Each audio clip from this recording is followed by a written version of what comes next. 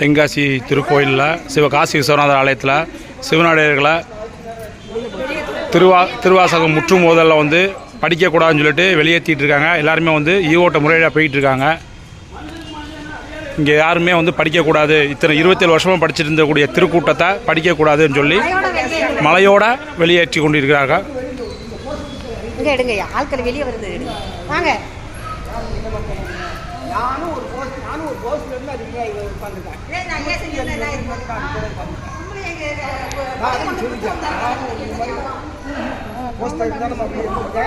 சும்மா வந்து விட்டாங்களா?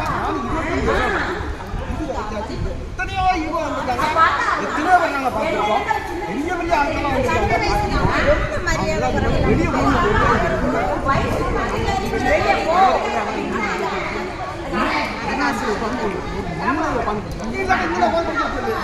சிவனாலயத்திலேயே திருவாசகம் முற்றுமோதலுக்கு படிக்கக்கூடாது என்ற கலியுகத்தினுடைய நிலை.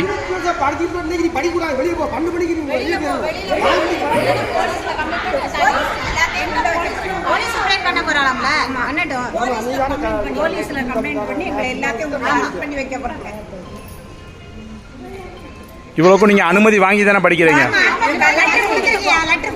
இங்க படிக்க போறோம்னு லெட்டர் கொடுத்துருக்கீங்க. ஆனா அதை அனுமதிச்சு தான் அவங்க படிக்க விட்டுருக்காங்க. ஆனா இப்ப திடீர்னு வெளியே போங்கிறாங்க.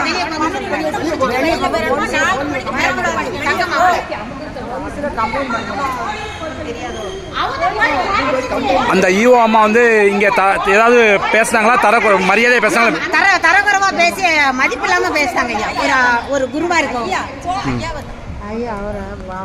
வயசுக்காவது மரியாதை கொடுக்காண்டம்மா. ஒரு 75 வயசு மனுஷன் ஒரு குருவா இருந்து எங்களுக்கு நடக்குது. கோயில வீவோ உட்காந்து கொடைய கொண்டு வயிற்றுல குத்த